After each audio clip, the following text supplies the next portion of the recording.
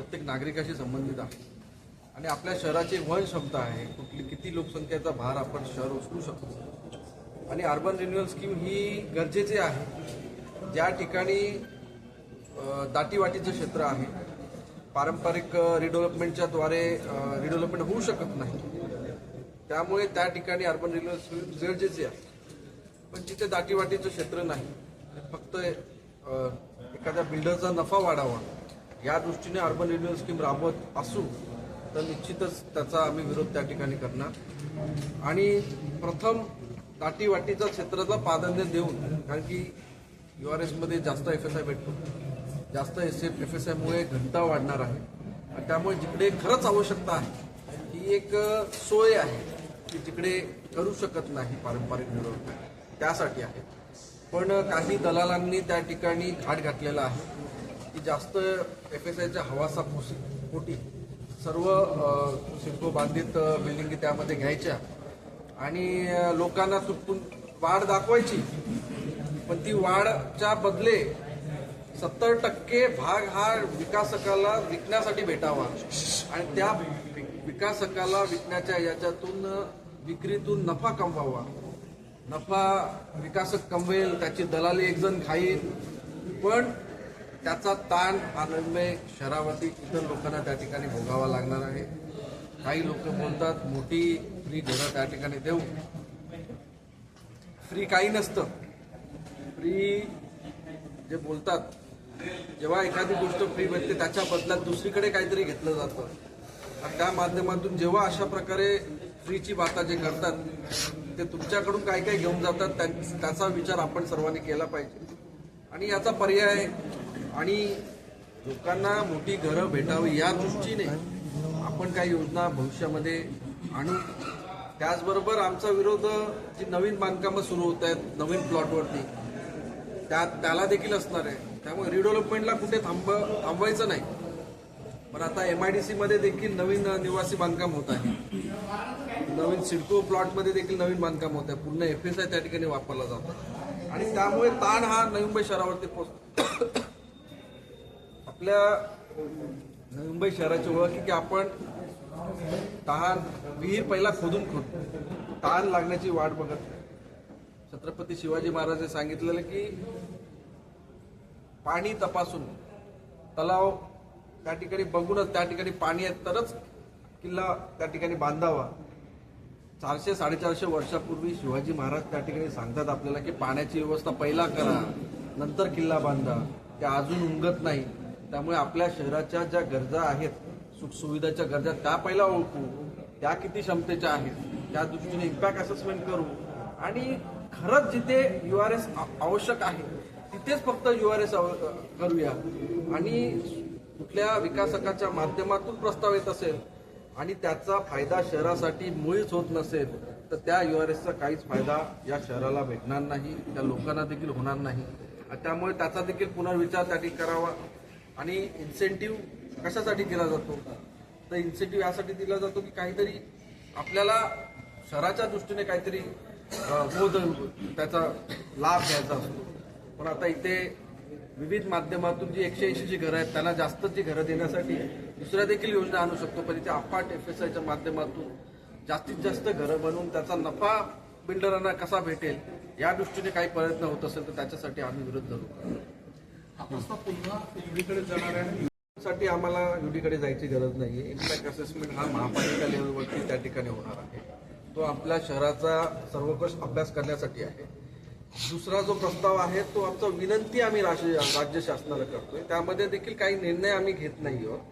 आम्ही राज्य शासन, कारण की यामध्ये महापालिकेला निर्णय घेण्यासाठी काहीच त्या ठिकाणी ठेवलेलं नाही. या शहराच्या बाबतीतले निर्णय शहरात न राहणारे लोक घेतात.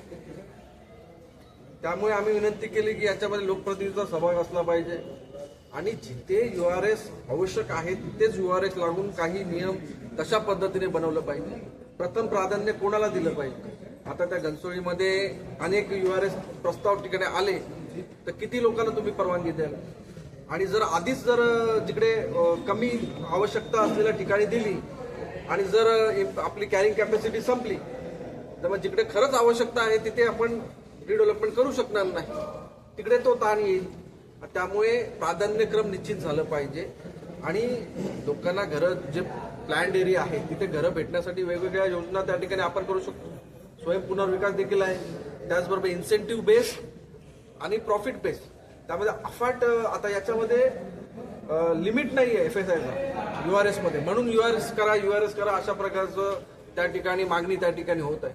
आणि त्यामुळे विनंती आपण राज्य शासनाला प्रथम केलेली आहे की अशा प्रकारे केलं तर निश्चितच शहराचा नुकसान त्या ठिकाणी होणार आहे, शहरावरती दुरोगामी असे परिणाम त्या ठिकाणी होणार आहेत. रिसिलनी सांगितलं 28 लाख लोकसंख्येला पुरेल, पण पाण्याचा त्रास आत्ताच आपल्याला सर्वांना होत आहे, ट्रॅफिकचा त्रास आत्ताच आपल्याला सर्वांना होत आहे.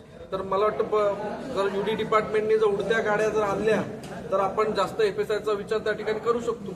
ना आता गाड्या रस्त्यावरच्या असतील तर रस्त्या गेटमधून निघाल्या आपण ट्रॅफिकमध्ये घुसू, ही परिस्थिती लांब होणार नाही. आणि तेव्हा देखील लोक आपल्या नाव त्या ठिकाणी काढतील. आणि आता आवाज नाही उचलला तर लोक तेव्हा विचारतील की तुम्ही आवाज त्यावेळेस का नाही उचलला. म्हणून त्या दृष्टीने आम्ही आज हा आवाज सागरजी, ज्या पद्धतीनं आता क्लस्टर रीड नंतर किती परिणाम होतो ते आम्ही वॉर्ड फॉर्मेशनच्या वेळेस बघितलेलंच आहे. या ठिकाणी आम्ही स्पष्टपणे सांगतो की आमचा अर्बन रिन्युअल स्कीमला बिलकुलही विरोध नाही.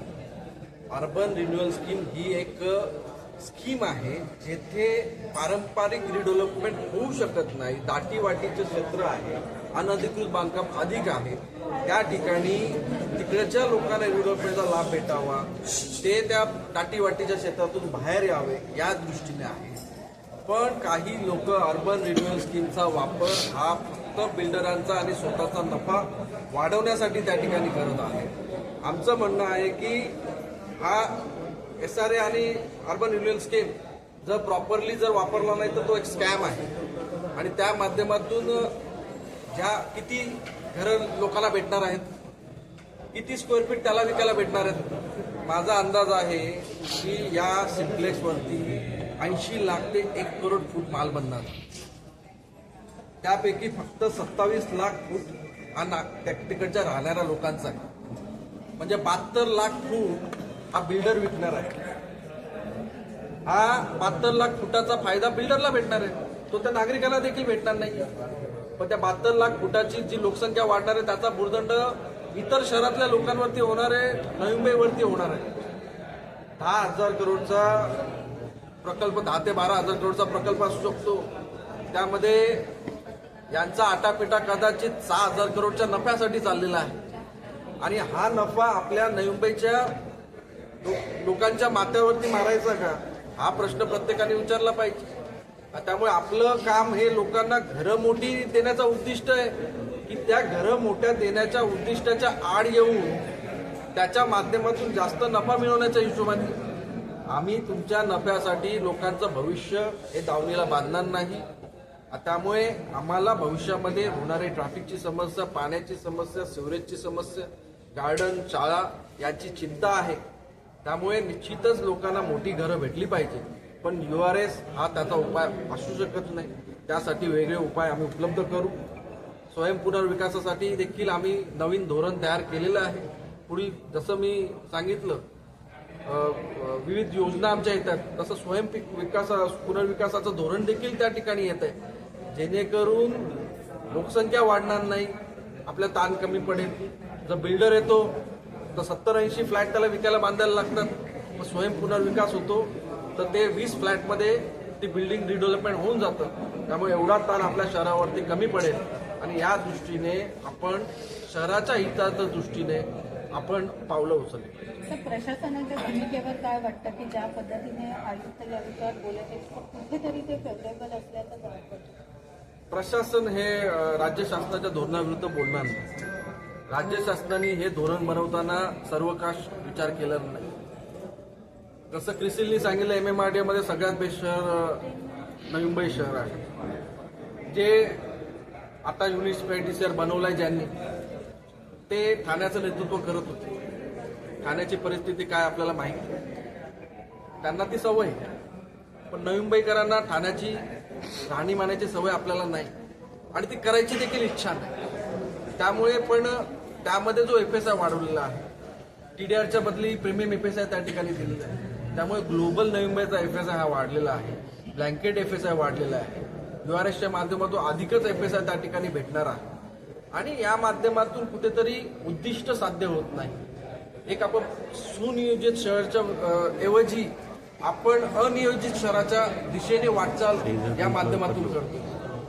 जसं आयुक्त महोदय उत्तर देत होते तर त्यांच्या चेहऱ्याच्या हावभावावरून वाटत होतं की त्यांना पण देखील ते पटत नाही, पण शासनाच्या विरुद्ध ते भूमिका घेऊ शकत नाही. आता शासनाची अशी भूमिका आली आणि त्यामुळे अशा प्रकारचे प्रस्ताव आले तर त्यामुळे त्यांना देखील नाकारता येत नाही. शासनाने या बाबतीत विचार करायला हवा होता की आपल्या शहराचं भवितव्य आपण केलं नाही पाहिजे. आता माझं सगळ्या त्या दलालांना सांगणं आहे की तुम्ही तुमच्या नफेसाठी या शहराचा सौदा करू नका. या शहराचा सौदा आम्ही होऊन देणार.